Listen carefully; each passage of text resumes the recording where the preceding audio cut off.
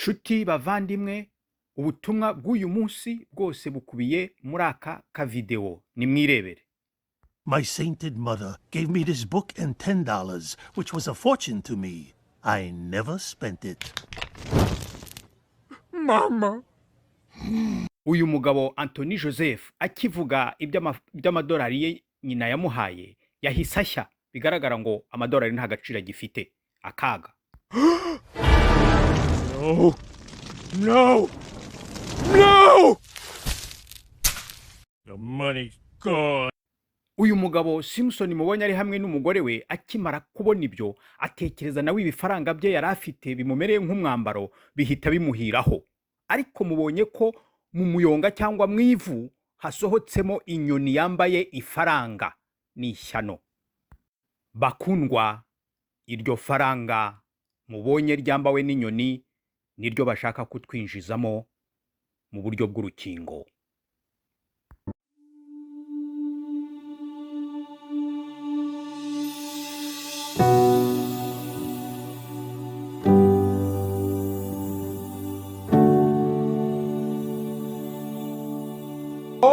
Ntuhagarike umutima wawe.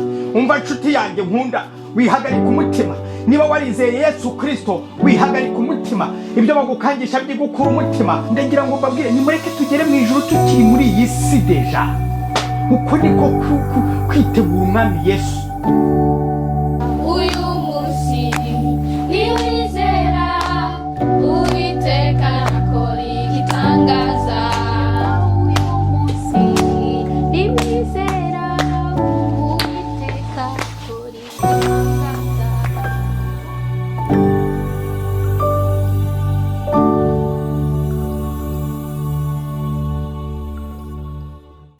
Nshuti bakundwa, turabashuhuje mu izina rya Yesu Kristo w'i Nazareti aho muherereye hose, kandi tubahaye ikaze muri ubu butumwa Imana yongeye kuduha kugira ngo tububagezeho. Reka tubanze dusenga Imana, hanyuma noneho twumve ubutumwa Imana yateguye kutugezaho twese. Uwiteka Imana yo mu ijuru, nyir'ubutware n'ubushobozi bwose, Imana ya Abrahamu na Isaka na Yakobo, Imana se w'umwami n'umukiza wacu Yesu Kristo, tuguhaye icyubahiro, tukuzamuriye amaboko, kandi uyu mwanya wose turawuguhaye ngo ari wowe uyobora. Mwuka wawe wera aba ari wowe uyobora. Ngewe mbure haboneke wowe, haboneke icyubahiro cyawe. Mwuka wawe wera avugire muri jye, nge nkubere igikoresho, nkubere umugende, we wikorere Mana. Shimwe uhimbazwe iteka, ni mu izina ry'umwami wacu Yesu Kristo byose mbyambaje nizeye, amen. Ishyano rikomeje kugwira isi bene data, ariko ndagira ngo mbabwire, umwami Yesu Kristo ari ku ngoma cyane.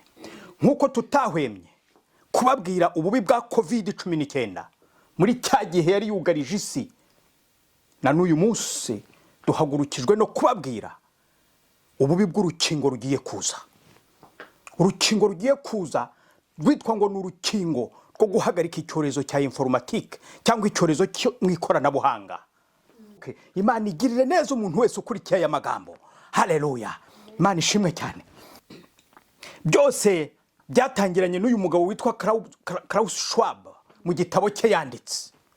Naho yanditse ibyayo marorerwa agiye kugwira isi, kandi muzabibona. Yese, kugira ngo bitworohere reka mbumvishe ino video urebe ukurikire, hanyuma ndagusobanurira. Et d'ailleurs, Klaus Schwab le dit lui-même. Il dit qu'il faut, pour la 4e révolution industrielle, que ça va conduire à la fusion de nos identités physiques, numériques et biologiques. Ça, c'est le transhumanisme. Des Klaus Schwab et ses petits camarades veulent favoriser l'implantation de puces en tout genre dans le corps humain pour mieux le contrôler. Et il y aura ceux qui seront contrôlés, et il y aura les dominants. Oui, il y aura l'élite qui aura les avantages, l'argent, voilà, et puis possibilité d'agir sur vous pour vous inciter à faire telle ou telle chose. Et Klaus Schwab l'a écrit dans son livre La 4e révolution industrielle, page 144. Je vais vous lire qui date des années 80. Non, il est sorti il y a 2 ans, 3 ans. La 4e révolution industrielle, d'accord. Oui, il y a très peu de temps. Je lis, je le cite. Les appareils implantés permettront aussi sans doute de communiquer les pensées normalement exprimées par la parole via un smartphone intégré et potentiellement les pensées ou émotions non exprimées en lisant les ondes cérébrales ou d'autres. iyi video murayiyumvi abatumva neza ururimi rw'igifaransa reka ngerageze kubasobanura mu kinyarwanda. Uyu mugabo aratubwiye ati Klaus Schwab aravuga ubwe ati mu rwego rw'iterambere rihanitse rihanitse ariko ryo kumara abantu, mu rwego rw'iterambere rihanitse rijyanye na tekinoloji, imibiri y'abantu igomba guhuzwa n'ikoranabuhanga, ni ukuvuga kwinjiza za microchip cyangwa se za puce mu mibiri yabo kugira ngo byorohe gukontorora isi yose. Siko muri kumva ibyo bintu. Akavuga ati hazabaho ibice bibiri by'abantu. Uwo ni Klaus Schwab. Kugira ngo mbabwire mumenye umwuka umukoreramo. Hazabaho ibice bibiri by'abantu. Haravuga ati hazabaho abakontorora. Abo ngabo babita mu gifaransa elite mondiale. Ako gatsiko gahagarariwe na Klaus Schwab. Habe n'ikindi gice cy'abakontororwa kugeza naho bazahatirwa gukora icyo batihitiyemo. Mu gifaransa abo basigaye bose babita la masse populaire, abantu bose basigaye. Ndagira ngo mbabwire, eske muri kumva ibi bintu? Muri kumva umugambi Satani afite?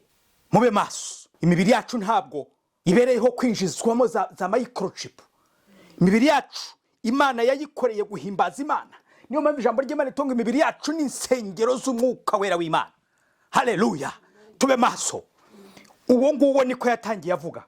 Umva mu gitabo yanditse ku ipaje ya 44 ni kuri ya mugabo atubwiye. Cyo gitabo washaka yagisoma ngo microchip, umva uko abivuga neza akanabisobanura ntabwo bafite uyu mugabo witwa Klaus Schwab uhagarariye kariya gatsiko kumwijima kashyizweho n'ubutware bw'ikuzimu. Aravuga ngo microchip tuzabinjizamo zizadufasha kumenya ibyo mutekereza tugendeye ku byo muvuga bikumvikanira kuri za smartphone zanyu. Izi telefone dufite bazituzaniye tuzi ko ari amajyambere, ibi byose mubona bya internet. Icyakabira bati tuzamenya kandi ibyo mutekereza n'amarangamutima yanyu mutabashije kuvuga turimo dusoma mu bwonko bwanyu. Shuti mukundwa, mugenzi uri kujya mu ijuru, ndaguhamagarira kuba maso. Yesu araje, Yesu ageze ku rugi. Ubwo abantu bashaka gusoma mu bwonko bw'abantu ibyo abantu batekereza, ubundi wo ni umurimo w'Imana yonyine gusa. Nta wundi muntu ubasha gusoma mu bwonko bw'umwana w'umuntu. Nta wundi muntu ushobora kureba undi ngo amenye icyo atekereza, ariko ibyo nibyo bashaka. Uko ni kwa kwishyira hejuru, bafite gutekereza kubi. Imana itugirire neza, Imana idusange. Ikibazo cyo bazabigeraho bati urwo rukingo ruzaza ngo ari igisubizo cy'icyorezo cya informatique cyangwa cy'ikoranabuhanga ni faranga rimwe ry'isi yose. Iryo faranga ryitwa mbirabatangaza. Ibyo ngiye kuvuga none bavuga uti Theoneste ibi nibicyazanye. Urwo rukingo rw'ifaranga rimwe ryo ku isi yose ruzaza rwitwa Phoenix. Phoenix. Kuvuga uti Phoenix ni inyoni yitwa Phoenix, ariko ngiye kubasobanura muhumure. Iryo faranga rimwe rizinjizwa mu mibiri y'abantu mu buryo bwa peace, mu buryo bwa microchip. Kuko ibyo ngibyo bashaka gukora batangiye no kubitegura. Ubu za microchip ziri kwinjizwa mu bantu hirya hino ku isi, zaratangiye kujya mu bantu. Ubu ngubu abantu basigaye bafungura inzu. Reka nshaka ka video gato murebe. Implanter une puce sous la peau de ses salariés, c'est le pari d'une société belge qui propose à ses employés de leur glisser entre le pouce et l'index un petit appareil de la taille d'un grain de riz qui leur sert à ouvrir la porte d'entrée, allumer leur ordinateur ou payer à la cantine. 8 ont déjà accepté. Cette technologie nommée RFID existe depuis plusieurs années. Nuri kubyumva ngo bazajya binjiza microchip mu muntu, noneho najya gufungura urugi ntagikeneye imfunguzo.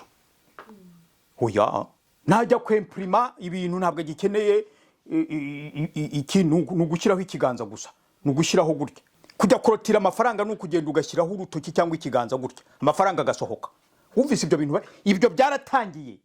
Uba abantu aho dukora muri za administration inahangaha i Burayi ntabwo bagikeneye imfunguzo cyangwa za badge. Oya, n'urutoki nugukoza ku nzugi zose ufungura. Ifaranga rimwe ryitwa Phoenix riteye rite, risobanura iki? Ndagusaba ngo kurikire neza. Ibintu ndi kuvuga ni ibintu bikomeye. Iri faranga ryarateguwe kuva mu mwaka w'igihumbi kimwe magana cyenda 1988. Reba kandi wumve iyi video nkwereka. Shuti mukundwa, wihangana ukurikira iby'iyi video urebe neza. Imana iguha umugisha. Alors pour continuer, autre une du magazine The Economist, cette fois de septembre 1988. C'était janvier 88. Janvier 88, excusez-moi, voilà.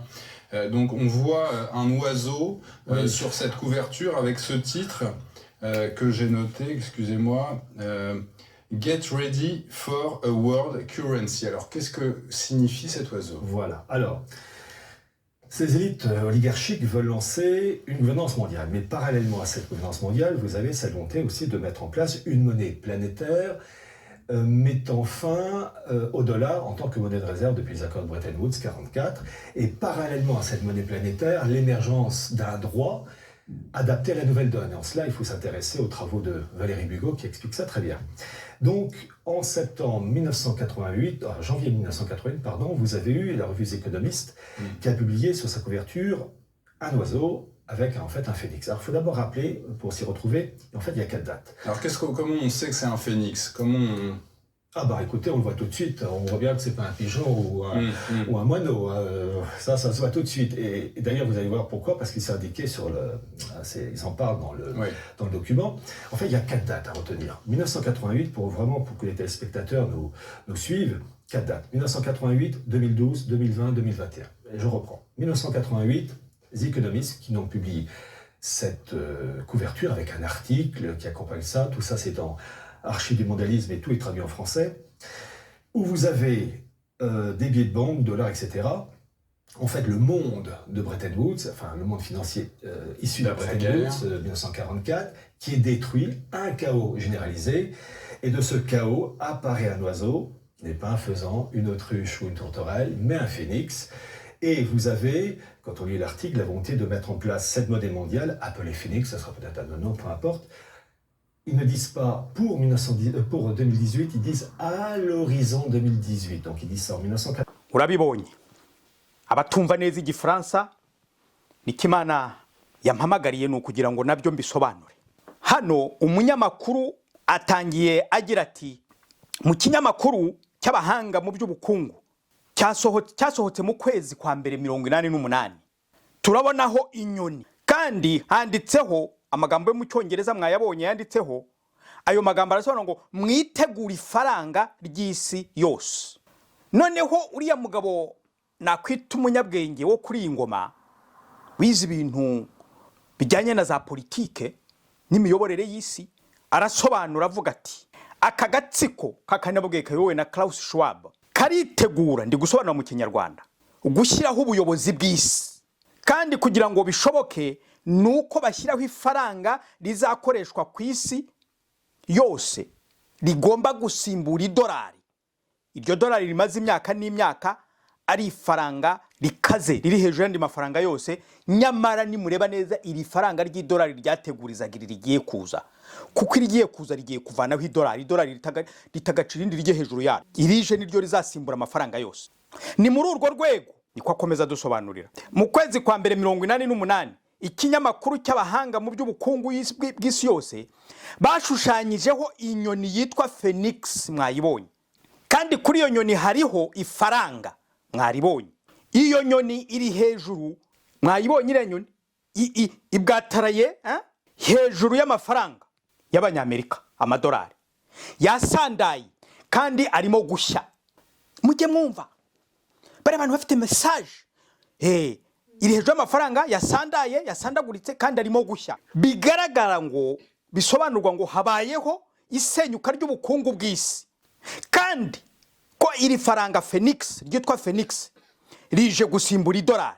Ndetse niba mwitegereje neza kuri iyi video mubonye inama yabo iraterana iravuga ngo iryo senyuka ry'ubukungu ritumye habaho imivurungano n'umubabaro mwinshi.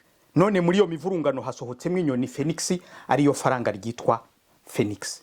niko bavuze kubera abantu barihebye cyane ariko haje ifaranga iryo faranga niryo rigiye gukemura iyo mivurungano ariko ntabwo ari hazard ntabwo ari impanuka zababayeho kuki se bahisemo iyo nyoni yitwa Phoenix ntabwo ari ibintu byabikubise hejuru ntabwo ari ikintu cyaje gutyo gusa bati duhitemo inyoni Phoenix reka da bifite ikindi gisobanuro kubera se kibatahisemo igishwi niba ari ugupfa guhitamo inyoni kuki se batahisemo ifundi kuki se batahisemo gasuku izi gusubiramo ibintu byose ariko bahisemo yitwa Phoenix wayibonye uko imeze iyo nyoni ntabwo ari inyoni isanzwe banza wumva aka video kavuga iby'iyi nyoni hanyuma noneho ndasobanura mu kinyarwanda umve neza uyu muntu utubwira iby'iyi nyoni icyo ayivugaho wumve impamvu bariyo bahisemo. Suggère que le phénix était un animal légendaire dont les origines étaient étroitement liées au culte du soleil et ce, plus particulièrement en ancienne Égypte. Car selon la légende, il ne pouvait y avoir qu'un seul phénix vivant à la fois sur Terre, ni plus ni moins. C'est d'ailleurs Hérodote qui suggéra pour la première fois que le phénix pouvait vivre 500 ans avant de finalement mourir pour renaître de ses cendres. Le phénix est reconnu pour ses capacités régénératrices, mais surtout pour sa résurrection. Et plusieurs théories existent par rapport à la méthode empruntée par l'oiseau mythique pour renaître à la fin de son cycle de vie. Tant que la créature légendaire se construisait tout d'abord un nid, fait d'épices et de branches aromatiques, et qu'elle se consumait de flammes dans le nid lorsque venait le temps de mourir. Par la suite, des cendres qui restaient, un autre phénix vit le jour et ramenait les cendres au temple d'Héliopolis. Ce qui rend le phénix aussi connu et populaire à travers l'histoire, c'est surtout les valeurs qu'il représentait. Cet oiseau légendaire était très souvent associé à la force éternelle et à l'immortalité, ce qui le rendait très populaire auprès de ceux qui pensaient avoir la capacité de surmonter les obstacles qui se dressaient devant eux et de continuer d'avancer et de croître. C'était le cas par exemple de l'Empire romain qui voyait chez cet oiseau mythique un symbole de renouveau et de persévérance. Avec l'oiseau est un animal puissant. Même s'il est décrit comme ayant la taille d'un aigle, la créature pouvait voler même avec de lourdes proies dans ses griffes. Ces larmes étaient un autre pouvoir de cet animal, car elles avaient la capacité de guérir n'importe quelle blessure ou maladie.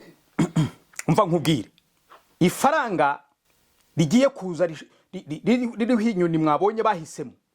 Phoenix ni inyoni iramba cyane ibaho igihe kirekire.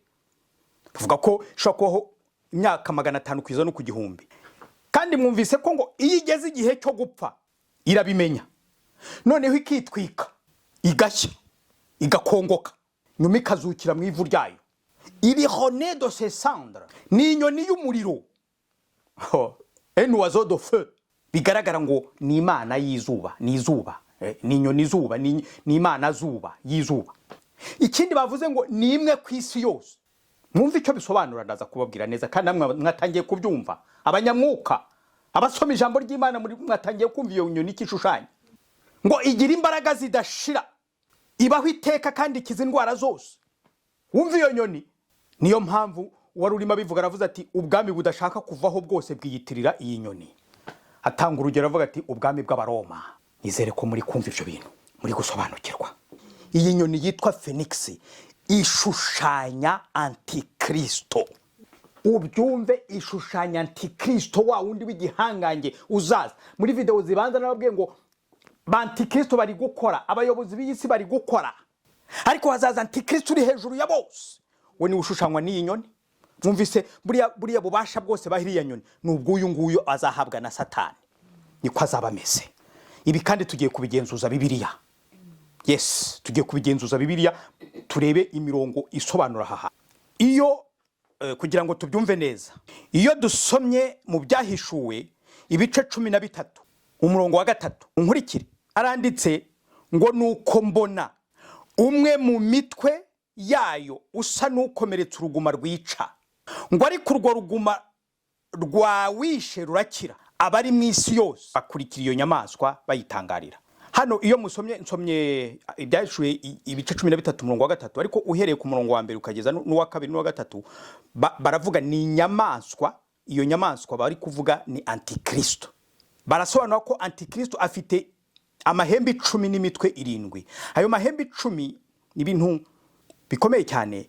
Ni ibihugu 10 cyangwa se abami 10 bazamufasha kuyobora isi. Ibyo bita gouvernement mondial. hazaba ari hejuru yo guverinoma. Naho iyo mitwe ni ubwami bundi yagiye akoreramo bwagiye bubaho, harimo ubwa Egiputi, ubwa Siriya, abamede n'abaperesi, harimo abagereki, harimo abaroma. Abo bantu bose, umwe muri iyo mitwe rero Yohana aravuga ati mbona ukomere ku ruguma rw'iri, ariko nyuma rurakira. Bishaka kuvuga iki? Ni ya nyoni, ibi nibyo ya nyoni ishushanya. Aha ngaha baravuga ngo uyu antikristo ni urupfu rutari rwo. Antikristo azagerageza gupfa hanyuma azuke kugira ngo ajijishe ubwenge bw'abantu batasomye Bibiliya cyangwa se batigeze bizera umwana w'intama w'Imana Yesu Kristo, abereke ko ari we Kristo. Urumva neza ya nyoni ipfa ikazuka? Urumva neza ya nyoni ifite ububasha ku bintu byose, ikiza indwara zose? Ya nyoni ishushanya uyu nguyu antikristo. Mukurikire neza. Noneho rero mureke turebe ukuntu bagiye badutangariza buhoro buhoro iby'iyi nyoni, iby'iri faranga rimwe rigiye kuzaza bakaritwinjizamo barinyujije muri za microchip, muri za puce. Nababwiye ukuntu bagiye bamenyereza abantu kugira ngo ubwo igihe kizagera abantu bazavuge, bagiye bavuga ati igihe badushyiremo puce twabaye iki, igihe badushyiremo microchip se twabaye iki. Hari n'abitwa abakozi b'Imana bazabivuga, n'ubu hari abavuga ngo niziza nzazambara. Ariko twebwe tube maso nshuti zanjye. Yes. Umva kaka video, kurikira neza iyi video urebe ukuntu bagiye babidutangariza mu mayeri. Parce qu'aujourd'hui on ne voit pas de monnaie mondiale encore. Ah mais si, ça commence à nous titiller les narines parce que 2012 arrive et là vous avez les Jeux Olympiques de Londres, et quand on regarde la clôture des Jeux Olympiques de Londres, qui est quand même la cérémonie de clôture. Oui, la cérémonie de clôture, vous avez ça sur YouTube. Vous avez à la fin de la clôture des Jeux Olympiques de Londres, vous avez une sphère qui apparaît avec des bâtonnets qui ressemblent étrangement à un virus. Vous avez un feu d'artifice et quand il se dissipe, vous avez un immense oiseau qui apparaît, un phénix. Murabibonye ibikorerwa muri iyi mikino dukunda kureba, tujye tuba maso kuko banyuzamo za message zabo, bakavuga ibyo bagiye kudutura hejuru. Aratubwiye ati murebe barimo basoza imirimo ya siporo y'isi yose yabereye i Londres mu Bwongereza muri 2012. Ziriya nkoni mubonye zisohokamo zisa n'umuriro, ariko murabona ko ari virusi yasohokaga. Zasohotse ari umuriro zisa na virusi. Yari coronavirus barimo bavuga yari igiye kuza. Twababwiye mu bito twagiye twababwiye ko virusi ya coronavirus niyo bateguye. Hanyuma mubonye igihe umuriro warutangiye kugabanuka ko hasohotsemo inyoni Phoenix. Ya nyoni mwayibonye ukuntu yasohotsemo. Kira n'igishushanyo cya ya nyoni niba mwarebye neza. Baravuga ni nkaho batubwiye bati covid tugiye kubateza, igiye kuzana imivurungano ivanze n'umubabaro, muzakizwa n'ifaranga rimwe Phoenix tuzazana kandi naryo tuzabahatira, nimutegereza akanya gato. Kugira ngo ikindi gice ahandi babyerekanye ni hehe. Reba mu 2020 nanone batweretse kandi gakino badusobanurira ibyiriya nyoni Phoenix mu mayeri.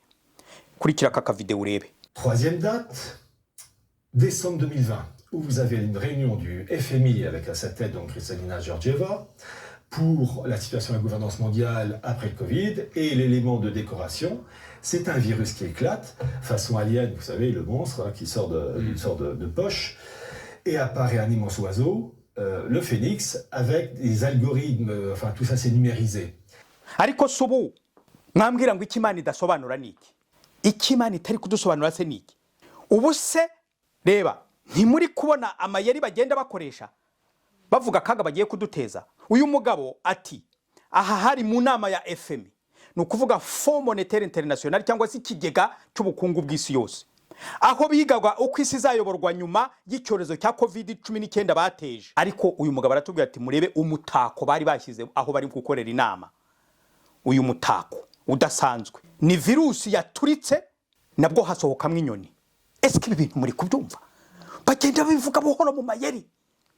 Aha murabona ni virusi yaturitse, ituritse havamwe iriya nyoni. Ndi nkaho batubwiye bati ntimurambirwe nyuma ya COVID-19 tugiye kubarangiza noneho, turaje tubumvisha akantu ka nyuma wenda nshaka kubereka kugira ngo murebe 2012, 2020, 2021 na 2021 naho batweretse ikindi kintu.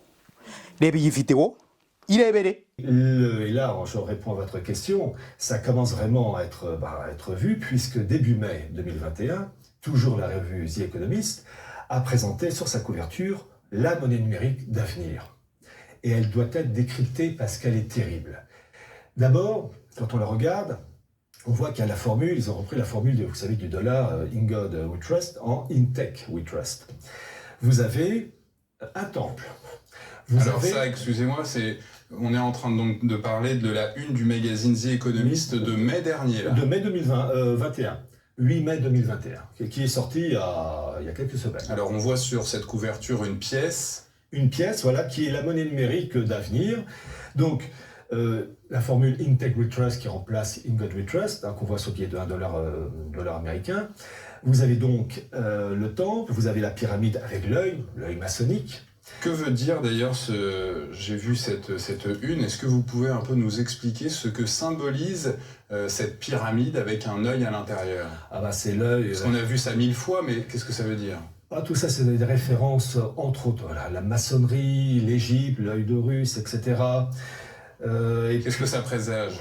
Ah ben, c'est réservé à une élite. D'ailleurs, quand vous regardez le billet de $1 américain, vous avez la pyramide, puis vous avez le haut de la pyramide qui est séparé de la base. Vous savez qu'il y a une élite qui flotte au-dessus du reste. Voilà.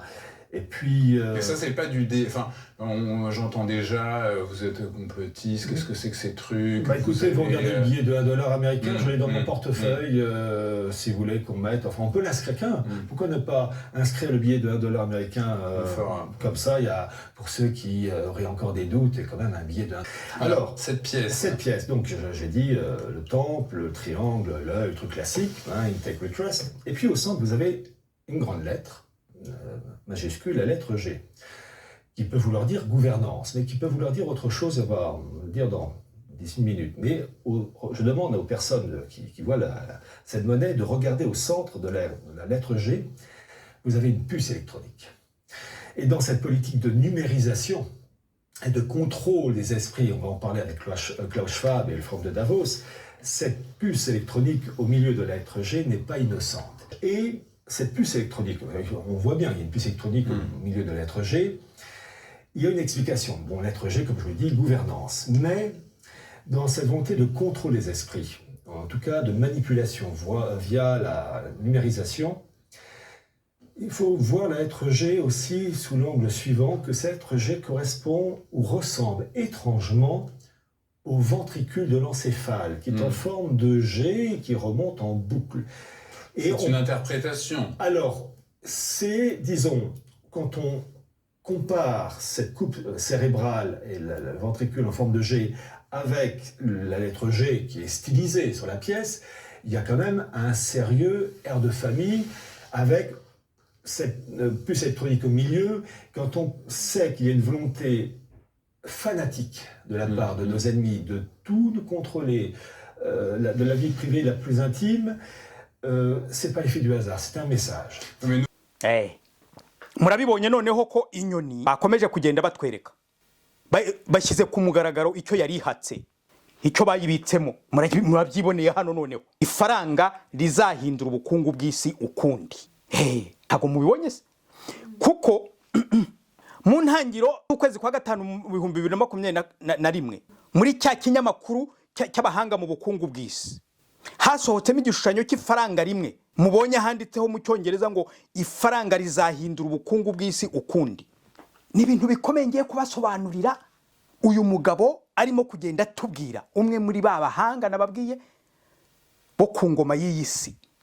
Aravuga ati iyo urebye neza ubona bahinduye inyandiko, nibyo ari kudusobanurira. Bahinduye inyandiko isanzwe iri ku idolari. Ubundi ku idolari handitseho ngo In God We Trust, kwa ngo twizera Imana. Ubu bareruye ibyo kujisha bavuyemo banditse ngo In Tech We Trust. In Tech, muri technology, bizera technology. Mubonye ko harimo urusengero muri riya faranga batweretse, harimo urusengero. Murebe mu gice cyahangaha ibumoso harimo urusengero, ruya n'urusengero rw'abafurimason, rw'aba bantu nyine bahuriramo barimo kuramya Satani. Naho mu ruhande rw'iburyo hano mubonye ko harimo piramide irimo ijisho. ijisho naryo ry'abafurimaso, ariko ririya jisho ni irya Satani ari hamwe n'ako kagurupe kakane babwiye ka elite mondiale cyangwa se agatsiko kayoboye isi. Imana doko bari hamwe n'Imana yabo Satani. Ubonye kuri ririya jisho rizengurutswe n'urumuri, Satani barimo kubabeshya yuko areba byose kandi ko nabo aba kureba byose ku isi yose. Ni nayo mpamvu bari gushaka nyine kudukontorora, kuko nibyo ababwira, nibyo ababwira nshuti zanjye, tube maso. Kandi igisobanuro cy'iyi piramide nanone tugisanga ku idolari ry'abanyamerika. Hashushanyijeho piramide igabanyijemo ibice bibiri, hari igice cyo hejuru n'igice cyo hasi. Icyo hejuru nako gatsiko kayoboye isi hamwe na Satani, icyo hasi nyine nitwe n'abasigaye bose. Harimo nanone inyuguti ya J, iriya muyitondere. Iriya nyuguti ya J aratubwiye no mugabo ngo isobanura governance cyangwa se ubutegetsi cyangwa se ubuyobozi bw'isi, imiyoborere y'isi. Ariko muri iyo nyuguti harimo peace, mwayibonye nanone peace mo hagati gutya hagana hejuru, peace cyangwa se microchip. Kubera muri politike y'aka gatsiko ka Satani nugukontrola, bo baravuga ngo barashaka gukontrola umwuka uri mu muntu, umwuka Imana yahumekeye mu muntu bawukontrole. Ni ikintu gikomeye cyane, barashaka kuwukontorora. Igikaze kurushaho kandi gitangaje uyu mugabo atubwiye nuko muri iyo nyuguti ya J harimo ubwonko. Mubonye ko ikoze nk'ubwonko gutya, ni bya bindi Klaus Schwab yanditse, aravuga ngo tuzabakontorora tureba mu bwonko, dusoma mu bwonko. Iriya pise bazayishyira mu bwonko. Umva, mbona uko mbasobanura aha hantu. Nababwiye ko za pise bari kugenda bazishyira mu bantu, bazinjije hano inyuma ku ruhu cyangwa hano hagati y'intoki cyangwa mu kiganza. Ibyo ngibyo Satani yahaye ihishurirwa Schwab, Klaus Schwab. Satani aramubwira ati biriya abantu bashobora kuzagira bakabikuramo, kuko nawe aho bagashyize ushobora kugira gutyo ukagatuga ukakavanamo, ushobora no gukebaho ukakavanamo wamaze kumenya ibyo ari byo. Ariko pise bazagushyira mu bwonko ntabwo uzayikuramo. Aho hantu muhasobanukirwe inshuti z'umusaraba, aho hantu mubahasobanukirwe mwebwe muri kunkurikira uyu mwanya. Imana irashaka ko mumenya amayeri ya Satani akomeye cyane. Barashaka gushyira pise mu bwonko, kandi n'amafaranga ntago amafaranga uzongera kujya kurotira amafaranga. N'ubu mwabibonye ko amabanki bari kuyakuraho, uzajya ugira gutyo urebe gusa amafaranga kugereho. Imana itugirire neza kandi Imana idusange. Mwitondere iki kintu, bazabishyira mu bwonko. Mu bwonko nubwo wagira utewe ntiwabikuramo, kandi nubwo wajya kwibagisha wapfa. Et alors, pour revenir sur cette pièce, avant de faire une pause, Pierre est là, qu'on reprenne nos esprits. In Tech We Trust, donc qui remplace la devise américaine In God We Trust. Oui. Pourquoi la tech vient remplacer Dieu? Ah, c'est l'orgueil humain classique. Voilà, vous serez comme des dieux. C'est-à-dire qu'en fait, c'est l'influence de la gnose, où l'homme est une partie du divin et peut s'élever par ses propres forces pour atteindre un grand tout. Mubyitondere. Umunyamakuru ndetse abajije uyu mugabo ati in Tech We Trust, kubera iki bavuze icyo kintu, kubera iki bavuga ngo bizera technology. Uyitwe Hilary aramubwiye ati, aramushubije ati nukwikuza k'umuntu, nukwishyira hejuru k'umuntu, nuko umuntu ashaka icyubahiro nk'ikimana.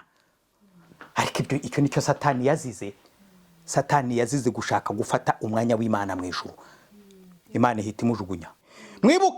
Mwibuke neza mwitangiriro. Imana itangira ukuntu Imana yaravuze ngo ibitekerezo by'abantu bimaze kuba bibi, ngo ngiye kurimbura isi. Satani ni wa mugambi yari yarahinduye ibitekerezo by'abantu birakaza Imana. Muri iki gihe arashaka guhindura ibitekerezo by'abantu ku buryo birakaza Imana kugira ngo Imana ibarimbure. Ariko Imana yaradutumye kugira ngo tubabwire. Imana yaradutumye kugira ngo tubivuge hakiri kare. Utazavuga ngo ntiwabyumvise. Umva neza. Barashaka kugushyiramo pise cyangwa microchip ihindura ibitekerezo byawe kugira ngo ibitekerezo uzasigarana ibyo kurakaza Imana ikurimbure. Ariko umva nkubwire, Imana ntishaka kukurimbura. Imana irashaka kuguha ubugingo buhoraho muri Yesu Kristo. Izere gusa wowe nta kindi. Reka ngusengere we wakurikiye kandi Imana ikugenderere. Uwiteka Imana yo mu ijuru, nyir'ubutware n'ubushobozi bwose. Imana yaremye ijuru n'isi, ukarema ibiboneka n'ibitaboneka. Imana yakunze umwana w'umuntu bigatuma wohereza Yesu Kristo kugira ngo umwizera wese abone ubugingo buhoraho atarimbuka. Nkuzamuriye amaboko uyu mwanya wa none. Ubwo ubu butumwa wampishuriye ukabunyuzamo kugira ngo abantu babashe kubwumva bafate icyemezo hakiri kare babimenye bitaraba bahitemo neza kwinjira muri Yesu Kristo kuko ari we nkuge iriho ubu ngubu abantu bagomba kwinjiramo. Ni mu izina rya Yesu Kristo w'i Nazareti byose mbyambaje nizeye. Amen. Amen. Amen.